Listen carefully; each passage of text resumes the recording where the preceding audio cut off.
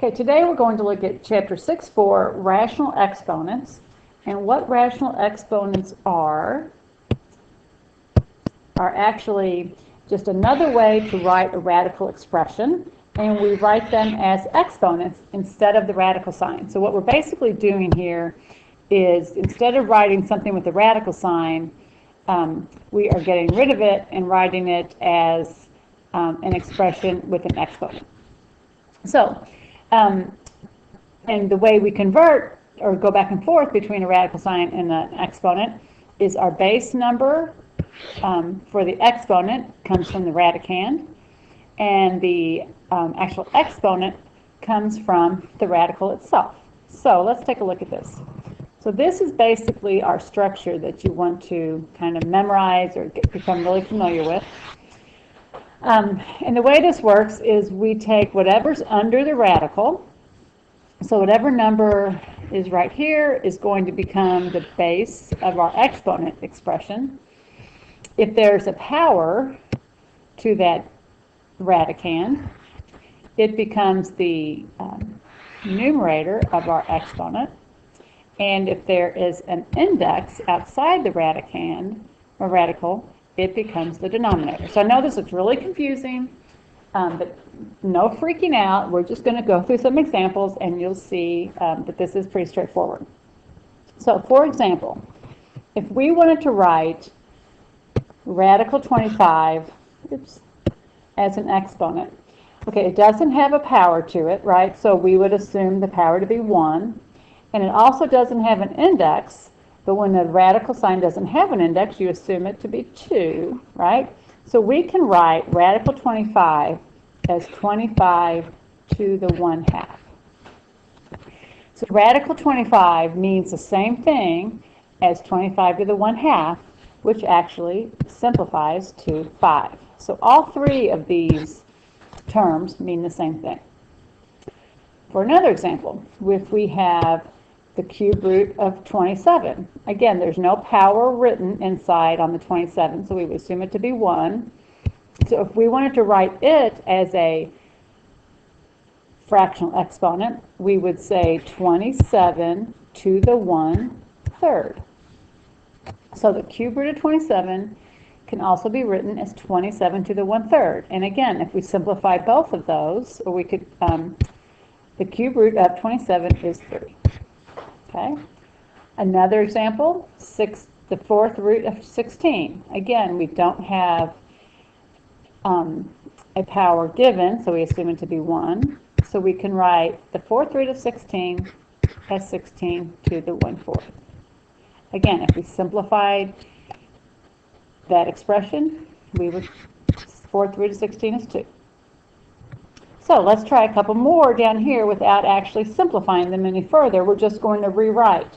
So if we wanted to rewrite this expression as an exponent, we would say base 5, the power is 7, so that becomes our numerator. The index is 3, becomes our denominator. So we can rewrite this as 5 to the 7/3. Next example, base 3. The power becomes our numerator, the index becomes our denominator, 3 to the 4/3. When variables are involved, it actually can be a little bit easier. Again, our base is A, our numerator is 2, our denominator is 3, A to the 2/3. Again, on this one you have to be a little bit careful when you have more than one term underneath the radical. You want to picture this as having parentheses, so it becomes 7x to the 3rd to the 1/4. Okay? And you want to look at the difference between this one and the one below it. If we write this one, again, we already have the parentheses, 7x, and all of this is taken to the 3rd power. All of this is to the 3rd power with an index of 4.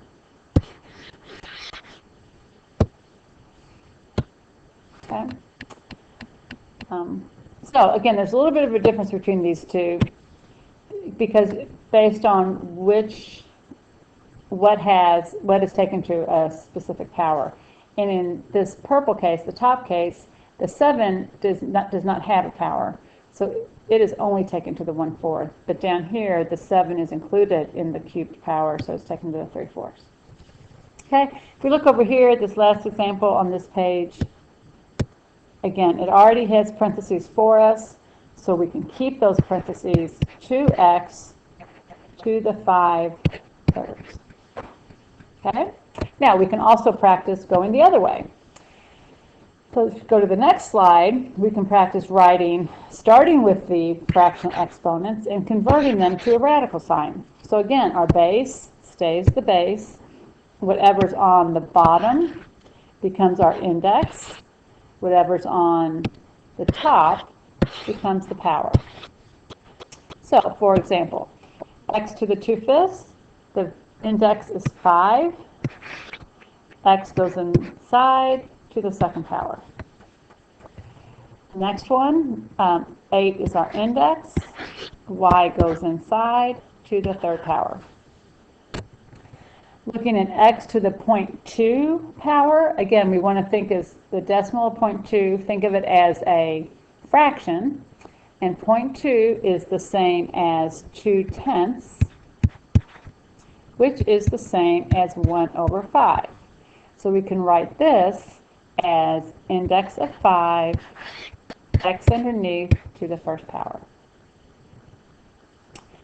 36 to the 1/2. Again, anytime you see the 1/2, and this is very common, especially when you girls go into pre-cal and really any math class, that 1/2, you always want to think of that as just another way of saying square root. So when we convert this, we've got 36 underneath, first power, square root. You don't have to write the 2 there, but you could. And again, square root of 36 is 6. So on these, we can even go a little bit further and actually simplify it completely. 1,000 to the 1/3, again, is a base of 1,000, index of 3. You could put a little 1 there for the power. But the cube root of 1,000, again, is 10. Okay, as we continue, a couple more examples. 26 to the 1/3, if we want to write that as a radical, we can say 216 to the third power. And again, if we look at how to simplify this, 216 is actually 36 and 6, 6 and 6. So we have 3 6's, so it's equal to 6. 8 to the 1/3, if we write it as base 8, power of 1, index of 3, and we know what is the cube root of 8 is 2. 64 to the 3/2, if we write that as a radical, we have, it's a square root because of the 2, 64 to the 3rd. And one way to do that, we could do that on our calculator actually, if you say 64 to the 3rd is 262,144, and the square root of that is 512. So that's kind of a big one. We can work that out later. Next time I see you if you need help with that. Okay. Now, moving on, these next examples, again, they are equations that we're going to learn another method to use them in just a second. But one way to do that, to do 5 to the 1/2 times 5 to the 1/2, if we write that as radicals, we can see that it's really just the square root of 5 times the square root of 5, which we know is 5. Next one, 4th root of 5 times 4th root of 125. Again, through our previous lessons, we know that we can multiply those together, which gives us 625. Oops, 625. And then to find the 4th root, we break it down into its factors. We know 625 is 5 times 125, which is 5 times 25, which is 5 times 5. So we're looking for groups of 4. We have 4 5s, so it simplifies to 5.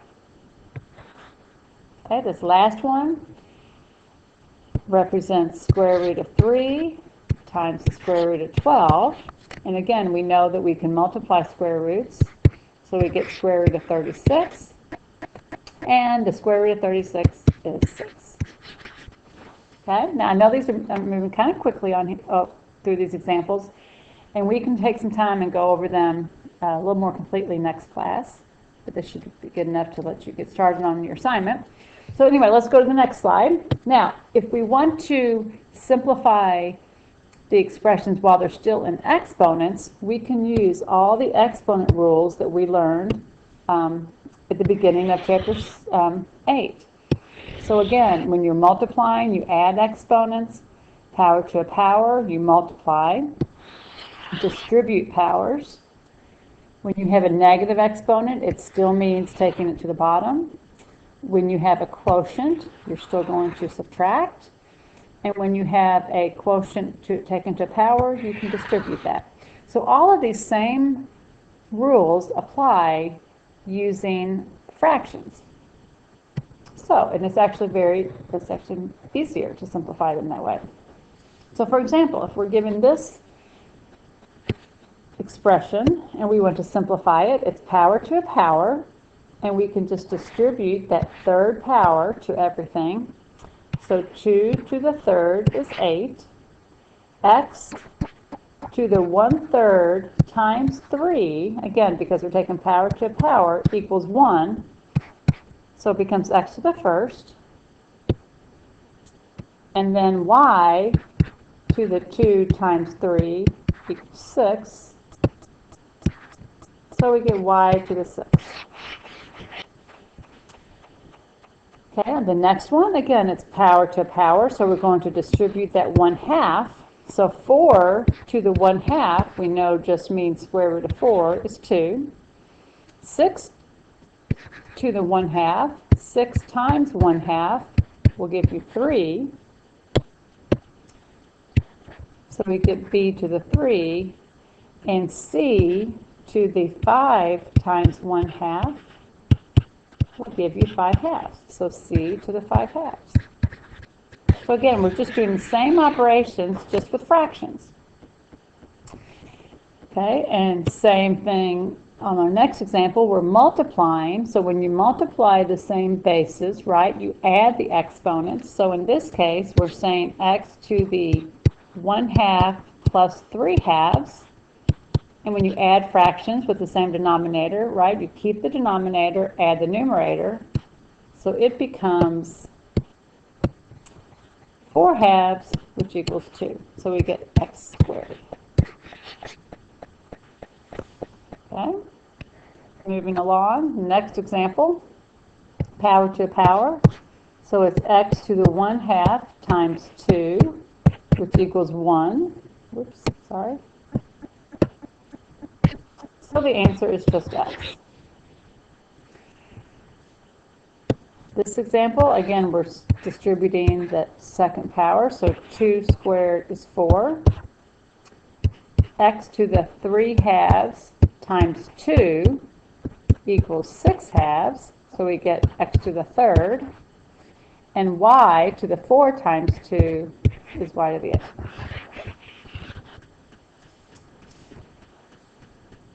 Next example, we're distributing this 1/2 to everything. So we know 4 to the 1/2, again, just means square root. So it means 2. X squared to the 1/2, we multiply, and it equals 1. So we get an x. 9 to the 1/2, again, means a square root, which is 3. Okay? And these last two, I just want to show you how you would rewrite them. I know I'm going to break a little rule here that we talked about not having a radical on the bottom, but I'm going to show you how that happens sometimes on these. So y to the negative 3/2. If we wrote negative 3/2 as a fraction, right, we are thinking negative 3.5 or negative 7/2, right? So all I've done is turned negative 3.5 into a fraction. So this becomes y to the negative 7/2. So now if I wanted to write that with a radical sign, the negative means make it a fraction. Oops, I'm doing something here with my, and it becomes 1 over y to the 7/2, again because it was negative. And then if I convert it to an actual radical sign, it becomes 1 over square root of y to the 7th. And we're just going to leave it like that for now, even though it is a radical on the bottom. So as another example, x to the negative 2/3, again, because it's negative, we're going to put it on the bottom. And then we write it as a radical sign on the bottom. The denominator becomes the index, and the power becomes the power. Okay? All right. Now, last examples. We're just going to do a couple of these. And this is just showing you how, again, to use the exponent rules to simplify. For example, let's go down to this red one right here. If we write that as exponents, we write that as x to the 3/2 over x to the 2/3. And now when we have a quotient like that, we can subtract the exponents. So we want to say 3/2 minus 2/3. I don't know what's going on with my... And in order to subtract fractions, again, we have to have a common denominator. So let's set up a denominator of 6. So to make 3/2, something over 6, we multiply both sides, top and bottom, by 3, right? So we get 9/6. To make 2/3, something over 6, we multiply everything by 2, 4/6. So 9 minus 4 gives us 5/6. So the answer to this, the simplifying of this expression, equals x to the 5/6. Okay? Let's do this top right one. Show one last example.